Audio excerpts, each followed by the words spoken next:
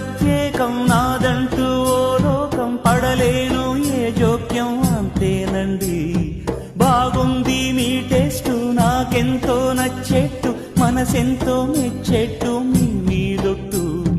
అందుకే నే దిగి వచ్చా వంచని నా తల వంచ స్నేహ భావమా. అందుకే